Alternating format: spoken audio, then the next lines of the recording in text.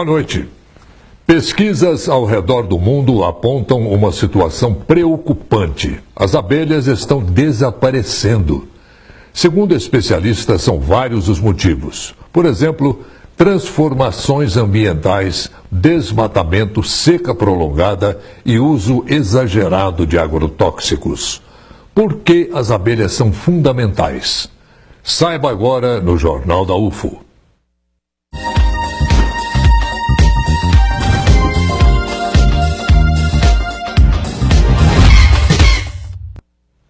Você sabe por que as abelhas são importantes para o ecossistema? Descubra na reportagem de Daniela Malagoli e Lucas Cardoso. São aproximadamente 3.000 espécies só no Brasil. No mundo, esse número sobe para 20.000 espécies, segundo a Associação Brasileira para o Estudo das Abelhas. Elas são fundamentais. Algumas pessoas acham que é só por causa do mel. Tem também o própolis, cera para a produção de velas e cosméticos. Esses são apenas alguns dos produtos que vêm delas. Segundo a professora do Instituto de Biotecnologia da UFO e que trabalha com abelhas desde 1980, elas são os insetos mais importantes para a polinização, embora outros animais voadores e o vento também se encarreguem dessa atividade. Mais de 80% das plantas de cerrado são polinizadas por abelhas. Mais de 70% das plantas das florestas tropicais são polinizadas por abelhas. Cerca de 50% das plantas que sejam de outras florestas são polinizadas por abelhas e cerca de 75% de todas as culturas agrícolas do mundo são polinizadas por abelhas. Se nós não tivermos a polinização pela abelha, o mundo vai ficar meio feio, sabe? Por quê? Porque nós não vamos ter flores, mas também vai ficar muito ruim de comida, porque nós não vamos ter alimento. Bárbara é estudante de doutorado do Programa de Ecologia e Conservação de Recursos Naturais. Estuda sobre abelhas desde a graduação. Agora ela vai começar a desenvolver ações em escolas públicas de Uberlândia, para que os alunos possam entender mais sobre esses insetos voadores. Porque as abelhas são importantes diariamente na nossa vida, então elas têm uma importância muito grande na nossa alimentação, na reprodução da maior parte dos vegetais, tanto dos nativos quanto dos que são cultivados. São muitos os relatos de sumiço das abelhas. Segundo a professora da UFO, elas estão desaparecendo mais do que há alguns anos. Eu acho que todo mundo, quando fala em desaparecimento, pensa no distúrbio do colapso da colônia, que foi a doença que mais pegou, o desaparecimento que mais todo mundo ficou sabendo popularmente. E isso daí significa o quê? Uma abelha desaparece da noite para o dia e ninguém sabe por quê. Não é a causa principal do CCD. Duas coisas são principais. Primeiro, o desmatamento. As pessoas querem construir lindos prédios. Ótimo, maravilhoso, todo mundo gosta. As pessoas querem desmatar tudo, porque agora eu comprei tantas cabeças de gado, eu preciso desmatar tudo isso daqui. Então desmata tudo. Tudo bem, é uma opção, e é uma opção alimentar também, porque ele vai colocar um animal que vai servir de alimento lá. Muito bem, mas com o desmatamento, a abelha não tem onde nidificar.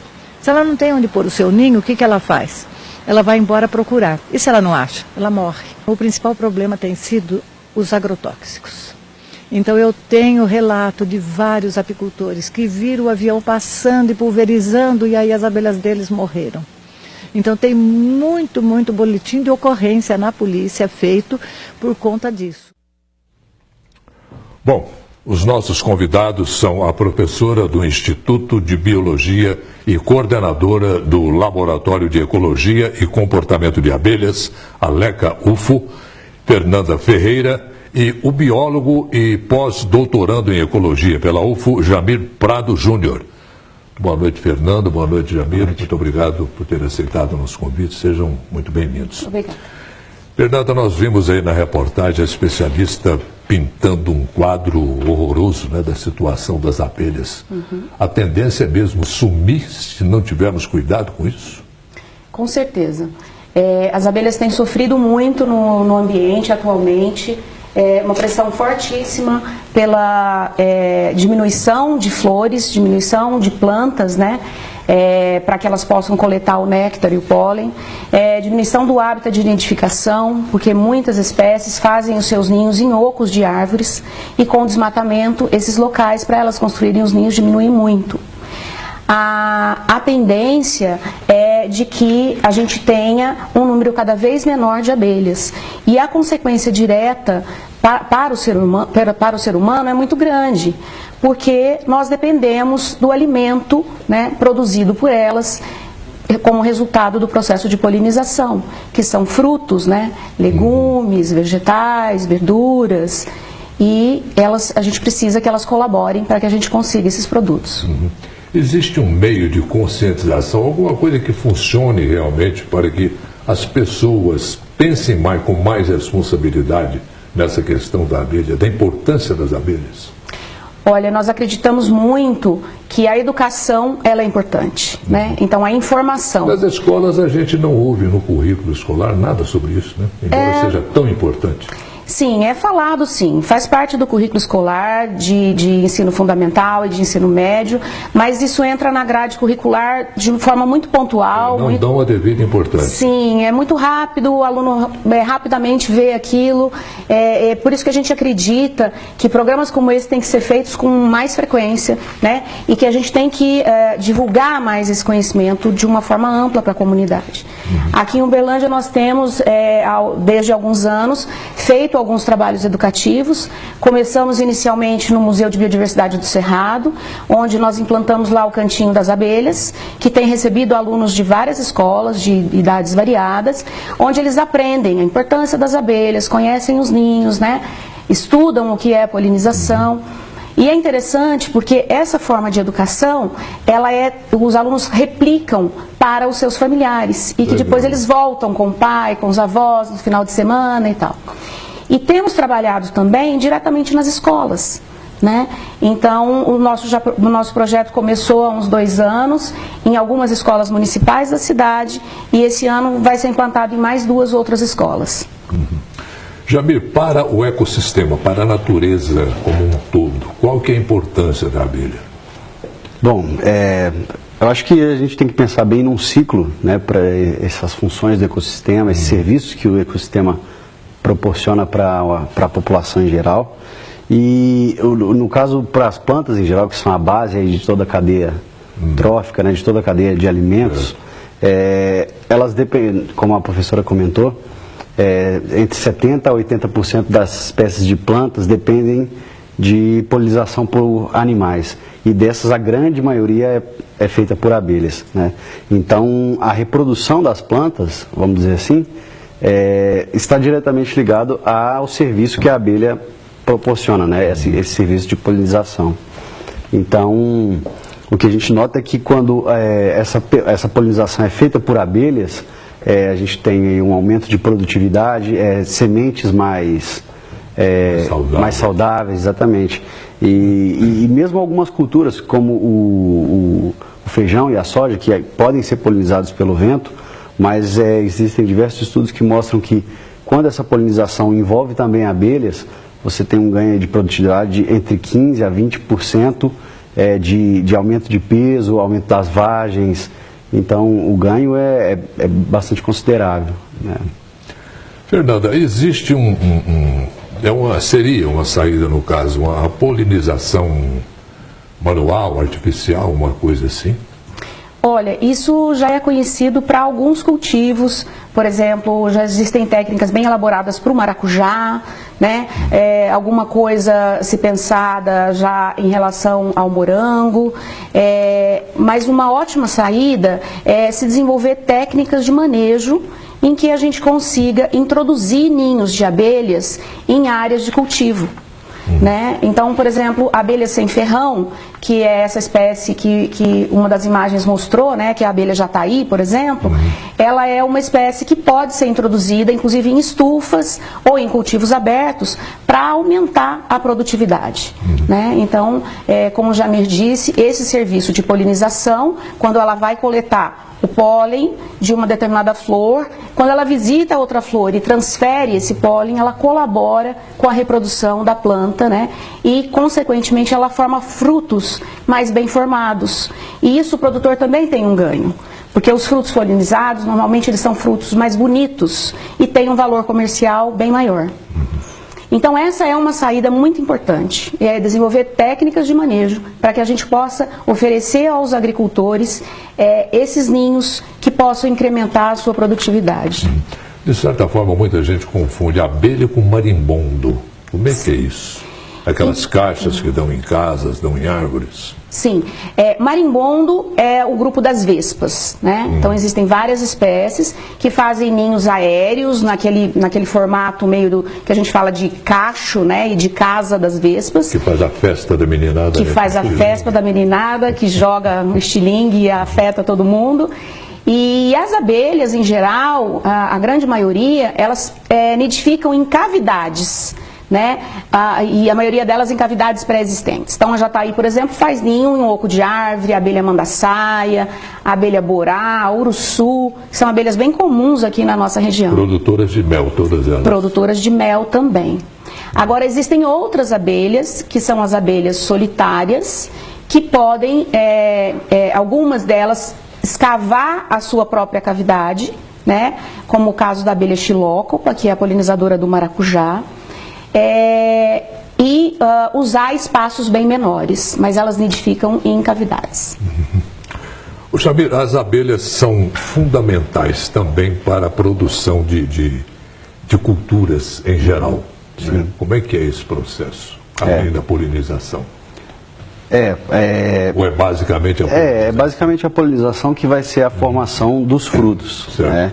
E no caso, por exemplo, embora as principais culturas, se a gente pensar, por exemplo, o arroz, o trigo, eles são polinizados pelo vento, então não envolvem diretamente as abelhas, mas se a gente for pensar o café, tomate, pimenta, e uma variedade, praticamente a maioria das frutas, então todas elas dependem diretamente dessa polinização por abelhas. O que significa que com o desaparecimento dessas abelhas, esses produtos, né, esses alimentos, eles estão fadados a não ocorrerem mais, ou pelo menos diminuir muito a produção. Né?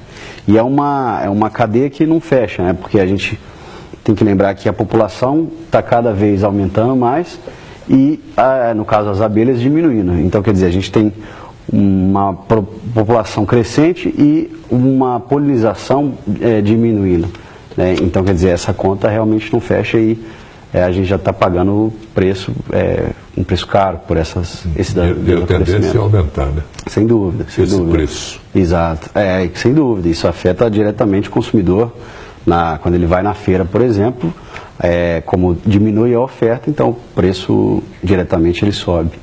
E influi na qualidade também, obviamente, dúvida, né? Conforme a professora já disse. Isso, como a professora Fernanda comentou, estudos, por exemplo, desenvolvidos lá na UFO, mostram que o maracujá, quando ele é polinizado por abelhas, eles quantificaram lá, então, a questão de quantidade de açúcar, então você tem maracujás maiores e com uma polpa mais doce, vamos dizer assim, né? Então, os ganhos são bem relevantes. Muito bom, a gente volta já com a nossa conversa. Vejam agora como ficam as temperaturas em Uberlândia e outras cidades da região nesta quinta-feira.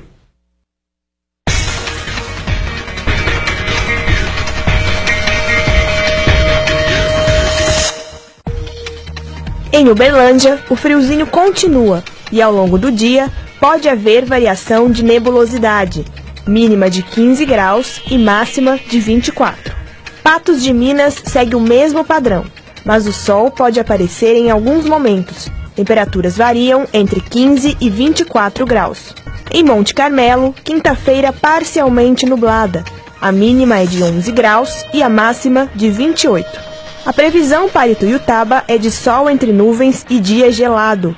Mínima de 10 graus e máxima de 29. Temperaturas mais baixas também em Monte Alegre de Minas. A mínima é de 9 graus e a máxima de 28. Como ficaria a produção de alimentos se as abelhas deixassem de existir? Essa e outras questões você confere depois do intervalo.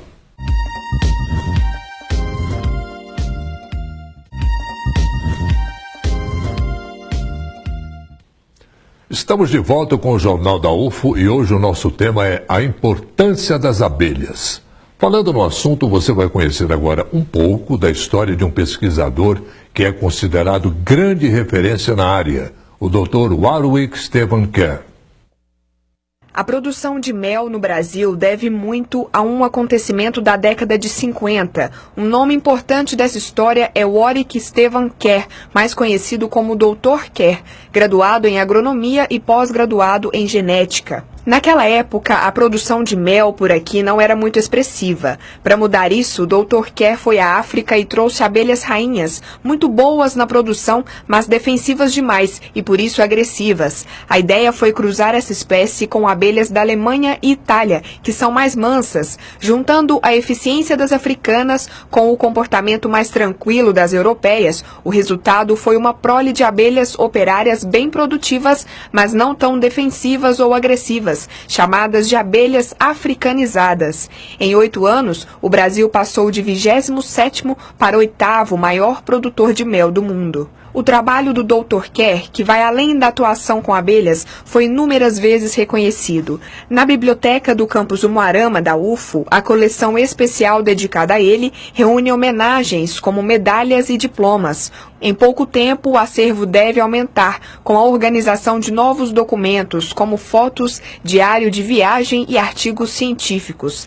Tem também uma carta enviada pelo príncipe Harry, da coroa britânica, para o cientista brasileiro. Dr. Kerr foi convidado para ser membro da Companhia Nacional de Ciência dos Estados Unidos, uma das mais importantes do planeta. O Instituto Brasileiro de Informação em Ciência e Tecnologia afirma que o cientista é considerado o maior especialista em genética de abelhas do mundo. O agrônomo, geneticista e entomologista entrou na UFO como pesquisador e professor em 1988. Fundou o mestrado e doutorado em genética e bioquímica. Atuou até 2012, quando se aposentou. O trabalho de Warwick Stephen Kerr impactou e ainda impacta positivamente a UFO, a sociedade e a ciência. Grande professor Kerr. Fernanda, como é que funciona, só assim rapidamente para a gente pintar um painel, como é que funciona o Laboratório de Ecologia e Comportamento de Abelhas da UFO, o LECA? Olha, é um laboratório compartilhado por mim e pela professora Solange. Nós trabalhamos com estudos ecológicos com várias espécies de abelhas aqui na região de Uberlândia. Temos trabalhado com áreas nativas, né, estudando a diversidade de abelhas no Cerrado e também o comportamento e a importância das abelhas em cultivos. Meus alunos têm estudado muito plantios de tomate, principalmente, e alguns de berinjela. Conseguimos alguns resultados bem importantes, comprovar inclusive essa questão de que a presença das abelhas como polinizadoras aumenta o peso do fruto, né, e aumenta a quantidade de polpa do tomate principalmente, e as berinjelas são mais bem formadas, que teriam um alto valor comercial.